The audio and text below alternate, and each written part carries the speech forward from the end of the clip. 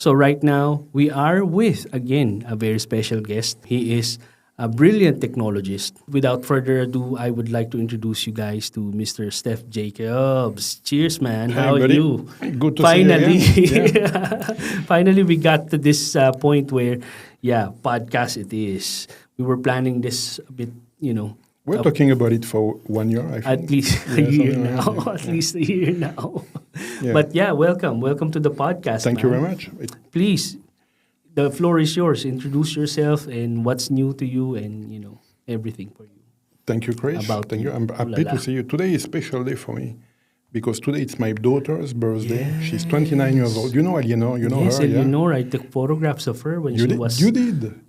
12. When she And was we can 12. make a parallel with what you did with Clarita because you took picture of Clarita as Oh well. yes. It was 17 years ago, I think, yeah? Is it that Yeah, long it ago? is. My You, goodness. I don't know, you do. You still look 17 like years 30 ago. years old and Of course, man. I Of stopped because the secret is stop counting. to stop aging, you need to stop counting. Stop counting and don't celebrate birthdays. Only happy hours. Only happy hours. That's what we celebrate, you know. Happy birthdays, happy hours, go side to side. I don't know. She's 29 today, and I came in the country 22 years ago, you know, as I started a company here in 360 video. And you always think that you stay a couple of years, but 22 years later, I'm still here. So I've done multiple ventures, always linked to technology and camera technology. And I cannot get out of the country. You know, it's amazing here the way we. You even live next to the airport and still Yeah. in Mirdif, no? Well, I remember that. Yeah, I remember that. Yeah. But I'm Silicon Oasis. Silicon It's a bit- Oasis. But same, you know, Same. I'm trying to get out of where it's too much crowded Correct. every time, but now it's crowded everywhere. What do you want to do? Yes. Yeah, It's so there's a lot popular. of, yeah, So popular. so popular, and also there's a lot of new communities because during back in the days doing location management, and there's only like the middle and the center and the outskirts, but now there's like Silicon Oasis. There's like these things. So I came here in 2004 and we had I think 2 million of citizens. Now we are above 4 million here. It's a lot. French nationals. Not Or- many. I think French are maybe 50,000 French Wow. register here, which Why is a is lot that? for you because Filipinos are We are. a lot. When I came first, we were like 4,000 guys registering a consulate, and that's it. But I'm unlike you. We are like dinosaurs here in the expat communities. You know, so they will find the fossil in the sand. You know, Clarita, Yeah. we named it OG. We are OG, original gangsters. Okay, This- for me, this you is can our add goat. Dinosaur. Greatest of all time. Goats. But it's true. I mean, for me, UAE is a beautiful playground in terms of technology. The country always welcome engineers, new technologies, and they really fast to apply it. Yes, it's because it's a clean slate, isn't Yeah. it? Clean slate. It's like, you know, the video game SimCity. You start from scratch, SimCity, yeah. you build up. Correct. That's the correct. beauty of it here. That's you the know. beauty So, of it. come back to your initial question about what I do. I do a lot of things. That's a problem because I'm so much impatient. I got passion for what I do. Like you, I start with photography back in the days, doing 360 imaging for hospitality, so hotels. I was doing prehistoric caves as well in France. So it was more the media part, like what we used to call multimedia before. So this is like the 360 tours. That was Virtual 360 tours. before when we were using film cameras, like the F90, for example, camera or F3 camera, using fisheye lens, you know. So it was vintage way. And I decided to create my own camera out of it because I wanted to do real-time recording for 360 content. So it started a long time ago, even before Google was doing it. I was doing it back in the day, our first prototype. And the reason I came here is because I showed my daughter using a prototype we designed in France. She was 5 years old and she was playing with the camera, you know. So that's why I was excited about it. So I'm full technology. For me, the application is wherever it's useful is useful. I'm not focused initially in a market Correct. where it is, because the technology now, even sensors and cameras, are applied everywhere in the world, Exactly. in everything. So Imaging is applied everywhere. so the thing is to not, for me, my career was not to focus only on one sector. That's why people think I'm jumping from a thing to another one. No, it's because for me they're the same. Yeah. They're simply the same. I don't like silo, you know. So when we started initially creating the 360-degree camera, I wanted to use it for film events, Yes. for example, or to create content out of it. But different people, depending on where they come from, want to use it for different applications, like Correct. security or military applications, right? Military, security, And at the end of the day, it's the same extreme technology. sports. Yeah. Same thing. You need something to capture in full 360, high resolution, high frame rate. Correct. And maybe the made will be different. Maybe it's ruggedized. Maybe it can handle The high packaging, temperature. yeah. But at the end, same thing behind. I mean, for me, that's the way I see Formula. it. You know, that's why I see it. So either I've done prototypes for vehicle integration, for example, for physical security, for monitoring perimeters. I've done it for static position, like what we can use now in perimeter protection for land, for example, or border protection. But I use it during Sundance, for example, back in 2011 with Atlantis Hotel. For what? To do a time-lapse capture, you know? So same technology can be applied in many ways. You know? So originally you were looking at the entertainment industry, and Yeah. then suddenly it branched out. Yeah, Yeah, that's what because, happened. because even the corner of metro, all the metro station, it has a just one security camera, 360, and it covers So, the whole pack. Even in now, not everybody uses 360-degree camera. I mean, they call it 360. I call it 180 because it's just one fisheye lens. But at the end, behind, you still have the part of coding technology, like the H.264, which people now, you guys already use it now. You guys know MP4, H.264, but I was there before that, you know. Oh la la. Dinosaur. So, yeah, dinosaur. I was crafting the pixel at the end, by the end, you know. So, Chisel and hammer. yeah, well, that was back in the day, what we used to say, right? So I started in that, and of course, I got involved. You know the movie with Jim Carrey, Yes Man? Yes, man, yes. Yes Man. But I was at that point saying yes for a lot of projects because I was excited by what can be achieved in that. So luckily, you know David Craig, right? Yes. Okay. Yeah. So David is the one that put me in touch with Atlantis because I needed to benchmark my 360-degree camera. I didn't know if it would work with lighting and smoke and all of that. And we did first a test in Atlantis during an event. Yeah. And it worked. And then he showed it to the marketing guys and say, what about doing it? And initially I didn't want to do it. So it's like, yeah, okay, let's do it. Let's try. I'm sure during those times, early 2000, middle 2000s, my goodness, Sundance. No. So Sundance we did 2010, 2011. That was a period of time. Of course, technology was not the way it is. You cannot have, of course, GoPro took over after for that kind of thing with 6 cameras connected together to make a cube. But my thing is, as soon as it became mainstream, I'm bored. So I try to find something else, useful. You know? Because that's the way I work. So that's why I cannot personally operate in a corporate environment because I feel bored quickly as soon as things are running. So I can really relate because also whenever I hear, you should have a niche. This niche will give you, you have to focus on something. But see, because of the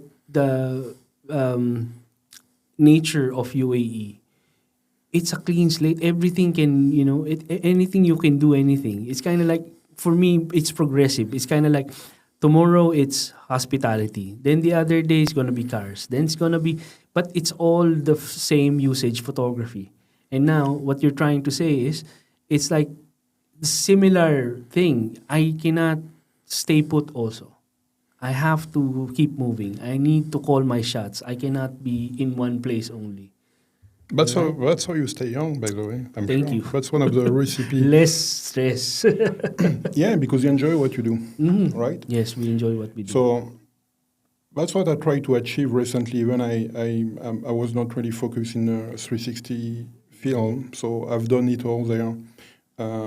Media first, broadcast media, then security, military application after, integration in vehicle, integration in drones, capturing, recording, transmission, you name it. And then I play around. So I had customer that contacted me, and I was taking the job because I didn't do it before, right? Okay. So I've done in putting vehicles, so camera into vehicles in Dubai Autodrome or Yas Marina, for example. Before it was allowed, okay? Now it's not possible anymore. But now what I do, I do the same in France. So you can rent a racing track in France.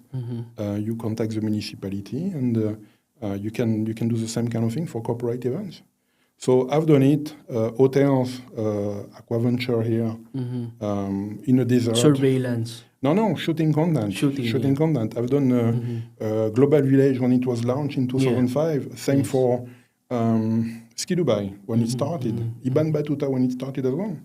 So I'm dinosaur, and technology change. So I'm a crazy guy about storage. Yes. Okay, computer storage. I got my backup for 25 years. I didn't lose the work. I got all my files, right? Right. Now the challenge is sometimes to find the software that can still open your project from the past. Correct. So I learned how to virtualize computers because I got some old version of Macromedia Director, which you maybe know or not, to create CD-ROM that I was doing back in 1999. CD-ROMs, yeah. Okay? So for me to have that, to maintain the legacy, for me it's important because you can learn from all that information, okay, all that knowledge you created yourself. I come from a time where computer technology was not taught in school. No. So I had to learn on my own, right? And pioneering. Yeah, that's what I did. So I find a software, or one of your parents' friends find a software, you learn it by yourself. Yes. You crash the computer many times, but that's how you make your own knowledge, by trying and error. By the way, I'm a dropout at school. I don't have really a degree, but I got 4 patents granted in image processing. 4 patents. So, it's weird because sometimes you just need to, when you love what you do, you can achieve anything. Correct. And at the end, when it's done, you look behind and say, oh, I've done it. Wow, okay, I didn't want it, but now it's there, So that's the kind of fire I bring to my customers, which I don't consider as customers, I consider a partner or friends. Partners, because they come to me because they have a challenge important to them, and I apply what I've learned in the past to help them to fix it. So that's why I start. So I had a few ventures here, some successful, some not successful. And for me, what I want now is to apply that knowledge. I don't want to hire people because I'm not good in managing people, but I like to throw myself into other people's problems. Yes. See, there's 2 questions lingering in my mind now. So the SSD technology, right? It's kind of like, and the cloud technology. It's kind of like, okay, 1 drop of DNA or 1 drop of blood is like terabits of the data. So are we close to that? Like, are we getting close to it? Like, using our DNA as storage facility of Are you data? sober right now? What kind of question is it? No. I don't know how to answer it. No, it's kind of like, see, the SSD, it's kind of like, as I heard, right? There are some recovery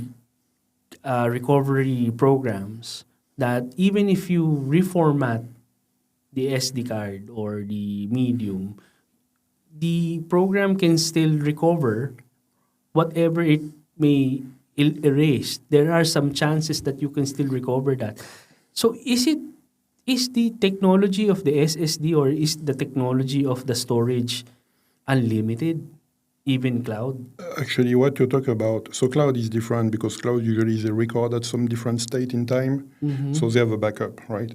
what you talk about, if you delete a file, you actually delete the header of the file, but the data is The still data there. is there. So usually what you restore first, when it's not dead, you restore the header information which accesses the file itself. So that's the file format that is important first.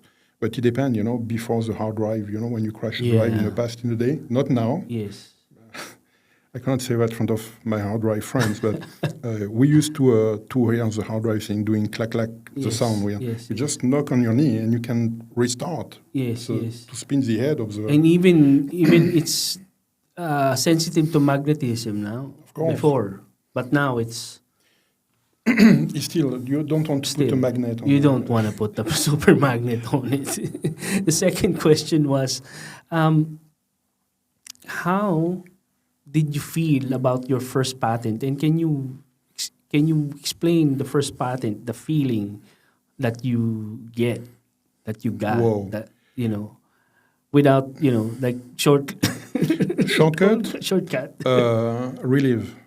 Right. Because it's a long process. So from the idea you had, so initially when you have an idea, so what happened? When you go to venture capitalists, they always, or investors, they always say, can I patent it? Because interested into the intellectual property to value the company. But sorry, before you continue, what was the first patent about though? That's why I'm going there. Yeah, okay. So initially, they come to you and they say, okay, we're going to invest, but do we have something to patent in a company that values the company? So say, I don't know. I'm an inventor. How do I know what can be patentable or not? That's the job of the intellectual property lawyer. So what they do, they ask you, okay, tell me what you have in mind. So you draft your ideas, what you have in your head or what you have already developed, okay? And then they will look into the database of patent to see if something already exists or not. And then they come back to you and say, okay, that idea here, I saw something similar. Explain me that yours is different and we can patent it. Right. Because that values the company after, okay? So that's how it works. Then when you have, you find out something that is brand new, then you go through the due diligence process and it's complicated because you need to explain lawyers, intellectual property lawyers who can do something about technology, but they can do how to patent a new toothpaste, for example, or a new pair of shoes or whatever. So you need to educate them, and it takes time so they can draft properly that patent. What's new? What's unique with what you have? And then, depending on the territory where you go, it's complex because some in Europe, like PCT patent in Europe, you describe exactly technically how to protect what you have really special. In US, it's different. You have to go different way, not to people ready to understand it. So you need to be broad still, so to protect yourself in case there is a fight. And then, of course, at the end, when you got your draft, when you put it submission, you don't have grant. Grant come after because there will be fight after. Really? Okay, they will come say, yeah, but mine is the same, and so you need to argue back, say, no, yours are different because A, B, C, D. Mine is really special, so that can spend 2 years or 3 years, and you pay for it. You pay. Yeah. So, and after at the end say, okay, fine, you're right, you got the grant. Right. Relieved. That's a moment. Oh, wow. But then, depending on if you do it in Europe with a PCT, then you got a period of time that you got some kind of general protection for the territory, like Europe, for example. And after so it's not an international patent? No, because you need to pay for every country. Wow. Europe, you got PCT, you cover in Europe. But after some time, I forgot the duration, but you need to go per territory to protect per territory, and then you pay for it. So the best moment to sell, it's when you are in that PCT because you got a grant, but you don't need already to spend every year or 2 years to protect every territory. So that moment, it's like you're in heaven because you got your window of something. You value something there. So yes, come back to your question. I was relieved because finally I didn't think about something stupid. Right. It was something that I'm the first in the world that did it. So you feel happy, of course, about it. Of course. Accomplished. Thing is, that doesn't change your life.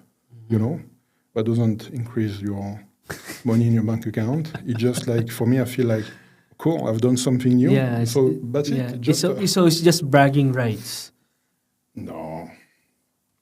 You can take it that way if you want, but for me it was like, I'm proud because I didn't finish school. You know? So for me it was like I meet now not daily, but I meet a lot of PhDs when people that send to my face like, yeah, I've done that school. What about you? Yes. So, well, I didn't do that, but I got patent granted you know. So it's not bragging. So for me it's I'm proud of it. It's a fact. I'm proud of it. You know. So when you look for your name, when you look my name on patent in Google, it's there. So it's used actually as a reference material for some even patent from that Google have. You know, so I'm happy about it. You know, but at the end, that doesn't change my life. Still the same. I still have bills to pay, renew trade license, and all of that. Yeah, but it's kind of like it's just a section of your life that. Yeah, that's the past. This is the, what happened during those days. But then you continue.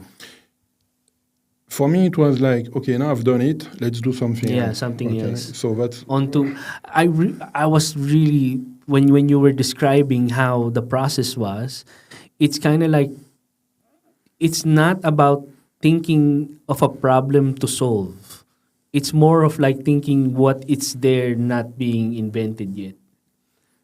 So let's think of something. It's kind of like the other way around. That's the lawyer angle. Yeah, lawyer angle. Genuinely, you create something you don't care about. I mean, I didn't care about the patents. I wanted that to work, basically. Yes. And that's it.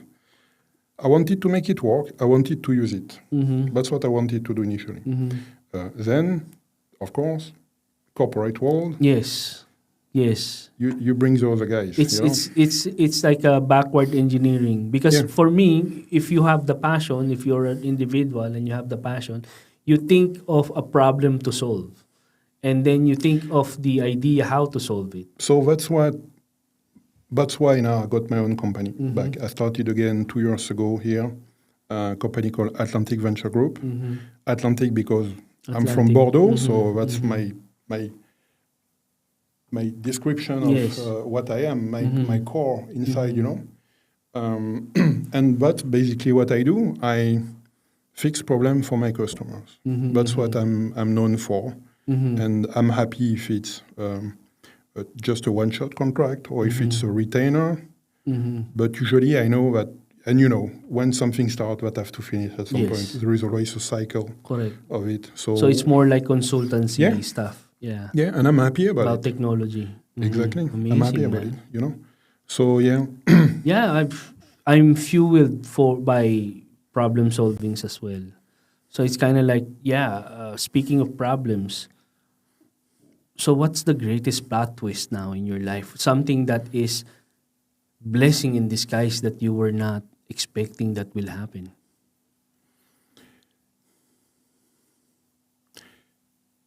Add few. The first one was, obviously, it's connected to negative elements, right?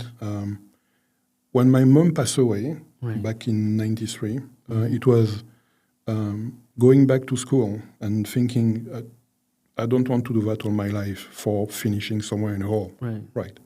So that was an important moment, to realize that the value of life it's not with a school thing and have a career and stuff like that. It's to enjoy what you want. Correct. Okay.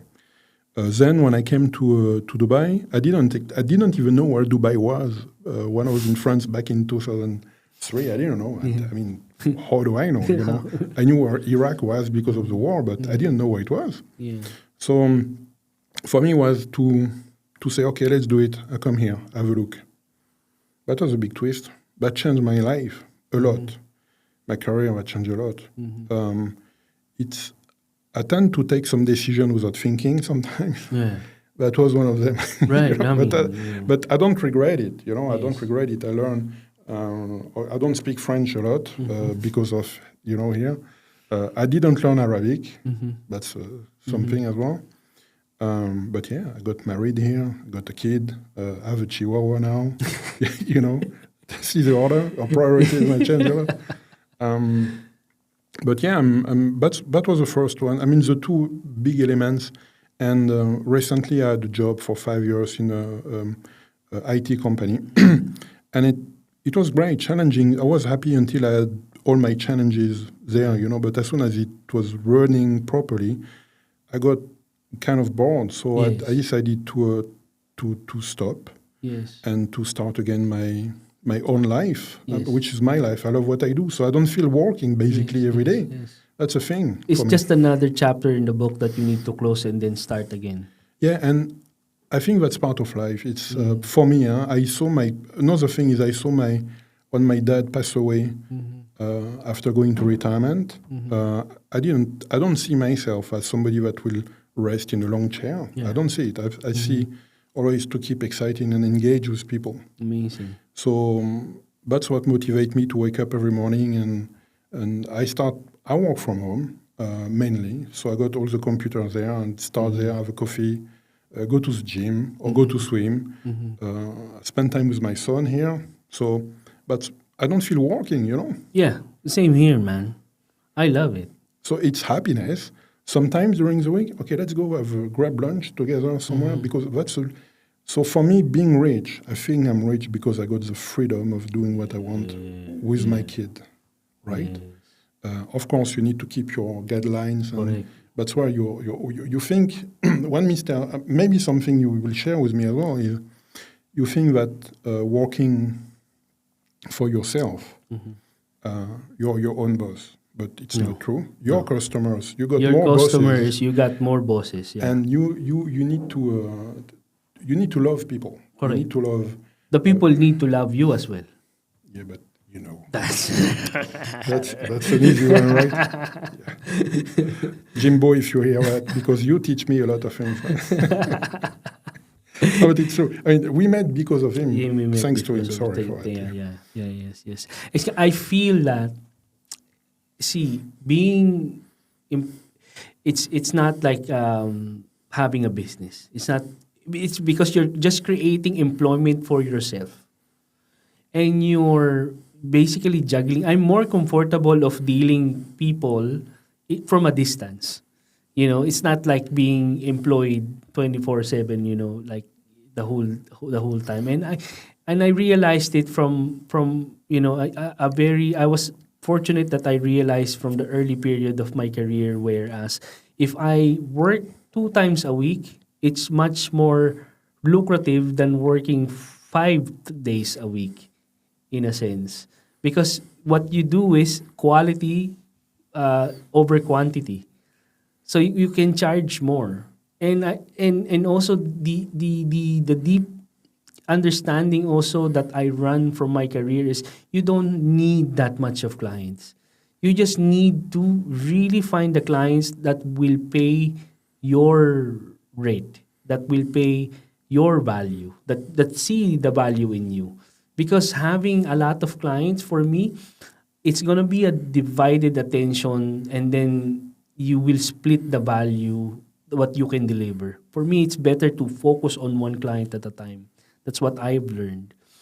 Another pressing question that I wanted to ask you, since you've been in this journey, you've been in this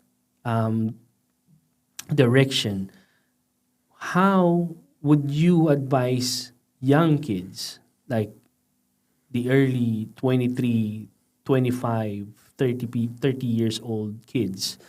How would you advise? Because now they seem lost because of technology. Okay, there is 2 ways to see it. As a dad, how I do with my kids, how I do with my son Alex. Alex, you'll watch it. Gamification is something that can help. Gamification. Why? Because let's say, Alex, my son, is crazy about Minecraft. But And how old is he now? he's 14. 14. But he doesn't like school, like a lot of kids. He spends a lot of time on a screen. But when you know math and physics, you handle better your resources in a game like Minecraft. Yes. So it's not just shooting guys or whatever. No, it's building something. So when you find a way to to bring a kid into learning something into a game, then you win, because it's not learning. Don't force him to learn anymore. He do it on his own because he see what he can achieve with it. I do have a 14-year-old, and she's really good in Roblox and Minecraft. For those people who doesn't understand or doesn't know Minecraft, it's basically crafting. You need to collect resources, and you need to manage those resources so you can create an element that you can use throughout the game. Is that right? Yeah. So I've done a game for Mercedes Off-Road here. You designed the game? Yeah, so I use a platform, but it was to put the Mercedes G63 in an environment to recreate the full off-road experience. So it's a full game to have to create, okay? Wow. So it's in 3D, there is an engine for it, game engine. But of course, you need to create the level design for it. And that's why what I show to my son, Alex, say, you know what, you can do things in Minecraft, but the same knowledge can be used in software like Blender, which I recommend kids to use in 3D. Blender. It's an open source to do 3D. It's beautiful. So world creation. Yeah, in 3D. But after, it's how you can move the mountain you create in Blender in that game platform and put your car and run on it. Right. Game design. So when you start to learn that, you learn how to work with lighting, texture, air density. Yeah, physics. Physics as well. And you learn it, but you cannot put a name on it, but you learn the skill to do it. And for me, that's what we should do. Yeah, because the traditional works. way in learning, until now, I don't know how to use the algebra in real life. But I'm sure you do it. But I'm sure we do it. Or ask your wife. We She knows do better. it. She's Google. No need Google. My wife knows everything. Amazing, brother. What a lovely conversation. Oh my goodness, I want to pick your brain because, raising kids nowadays, my kids are homeschooled. Raising kids and almost forcing them to learn and finish a presentation for that quarter. Man, I see the struggle because they have a different interest, and they are smart in their own way. And so, they have something that is important for me, the attention span. Span. So, of course, with a product like TikTok, which is a nightmare, I have to say. Scrolling. But the thing is, they are really focused on the gaming. So that's why if we bring the education to the gaming to where they are focused, that will be a winner. Yeah. I think that's the way I see it. My kids are dancing in a really thin line because, alhamdulillah, they're not exposed to social media. They don't have, they have their own channels, but they are not comparing themselves. There's no insecurities like the physical insecurities. They don't have that. But the attention and the addiction when it comes to gaming, I was worried about that. But such a breath of fresh air coming from you, a technologist such as you are, that there is benefit out of that. We are lucky because we are part of that technology ourselves. So it's like having your first glass of wine. Yes. If you drink that with your dad, with somebody you don't do something wrong. So you don't. Usually the problem is when they hide something. Yes. So if you open with them, everything will be fine. Yes, So no secret in the family. No secret. And so I know what he's doing. He knows what I'm doing. But I agree with you. It's technology too young is not good for the kids, right? Mm-hmm. When they don't have monitoring with the parents. Yes. So I don't say monitoring like you can use only your tablet 30 minutes a day. It depends on what you do. So if you use a tablet and you learn something, I never stop my son to play Minecraft because I know he's learning stuff with it. But of course, some games like Roblox or shooting, what's the benefit? And also, like, because of the chatting softwares, there's a lot of, unpleasant people also. Yeah. But, so Alex, when he came back, he was away in Tanzania. When he came back here last year, he had some friends. So he's playing on weekend with a friend. He's based in Canada now. And it's good the guys have a game to play in common, so they can chat. So they're on the phone, they're playing, they're on Grand Theft Auto 5, Yes, Grand Theft Auto 5. Of course, like us before 10 years ago. Well, I'm But the thing is... Red Dead Redemption, man. No, but when you play that game, initially it was killing people and leveling up, but now you can get 23 businesses online and you make money out of it. So my God. they want to achieve is not killing people, it's level up the thing, having all the cars. So it's kind of business. So again, it's how you handle your resources, how you handle your time. And like example, like the one that you said, the 360, it's the same formula applied for different industries, but the same formula in Grand Theft Auto, achieving all these achievements, getting all these achievements and solving all these problems can be used the same formula in life. I agree. Amazing, I totally agree. What do you want to do? Yeah. So last question. Are you ready for your portrait, brother? I was born ready. That's what I wanted. Let's do it, man.